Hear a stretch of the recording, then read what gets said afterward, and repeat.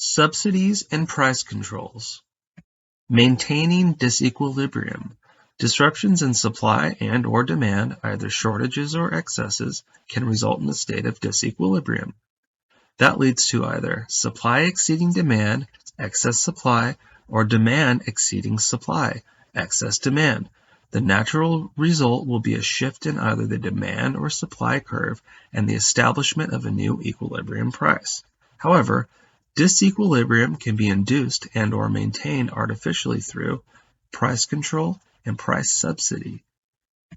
Price control is when a maximum price is set for a product. Usually this is done by a government with the intention of making a product available at a price that is lower than the market price. The intention is to allow people with low incomes to buy a product. Price subsidy is when the government sets a minimum price for a product to encourage producers to increase supply beyond what the market price would justify. While both may be well-intentioned, they maintain disequilibrium in the market. This has various effects depending on how it is addressed. Price control. Let's look at an example from the previous topic and assume that the government sets a maximum price of 200, illustrated by the horizontal green line. What will be the excess demand? What impacts might that have? The excess demand will be 600 units. That's 940 minus 340, which is highlighted in the table and can be read from the graph. This means that consumers will be trying to buy 600 more of these products than are available. What is the result of that? Three of the possible outcomes from excess demand are shortages, black market, and rationing. Shortages mean that when stores offer the products, they quickly sell out, leaving empty shelves. Whoever gets access first buys all they can, leaving others without. That can lead to lines forming when products become available, or store owners tipping off their friends as to when to come in and buy the products. The black market. Shortages naturally leads to a black market in which the products trade in violation of price control. The seller asks for what would have been the equilibrium price for the products and buyers pay that higher price. That can also take the form of a buyer paying a bribe to the seller to get inside access to the product. The total of that bribe plus the official price will be about what would have been the equilibrium price. Rationing. Facing shortages and a growing black market, stores or governments can impose rationing. This can take the form of consumers being limited to how many they can buy each time they go to the store. This leads to long lines at stores, as the more people can stand in line, the more products they can get.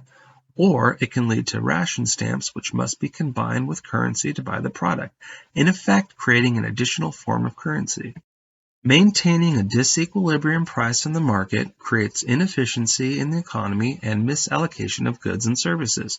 While often well-intended, a better solution to lowering price would be to increase supply, creating a new equilibrium price rather than trying to maintain an artificial price. While price control is intended to protect consumers by keeping prices artificially low, price subsidy is intended to protect producers by keeping prices artificially high. However, a different set of problems arise for maintaining a price that is above the equilibrium price. Price subsidy. Let's look at the previous example and assume that the government has set a maximum price of 600, the purple line. What will be the excess supply?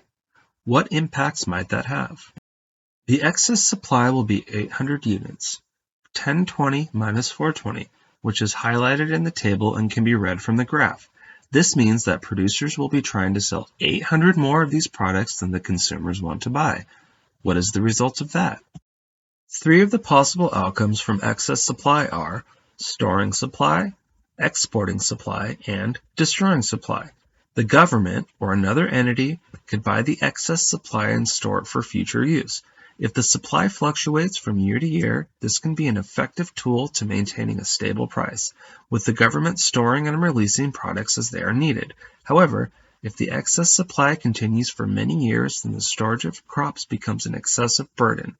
The crops can never be released on the market. That would dramatically depress prices, the opposite of what was intended. The excess supply could be exported to another region or country. If needed elsewhere, this is a good solution to the problem since it benefits both trading partners. However, if it is dumped at a low price, it can create a problem for the region or country where it is exported.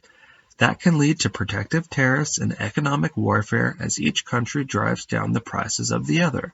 So, in some cases, exporting can work, but only in a cooperative economic environment. The easiest and most direct solution is for the government or another entity to buy the excess supply and then destroy it. For instance, burning excess crops will eliminate the excess supply and maintain a higher price. The government can also pay farmers not to grow crops. This effectively destroys the crops before they are created. This makes the economic price of maintaining a disequilibrium price more obvious. It can also be the simplest way to achieve the goal, if that goal has sufficient merit. Price control and subsidy. By their nature, price subsidy and price control are a way of maintaining a disequilibrium, an unnatural condition. While they can have value for short-term interventions or to smooth out periodic fluctuations to protect consumers or suppliers, they can have an economic cost. It is better to address underlying problems than to try to artificially deal with the consequences, creating a new set of problems.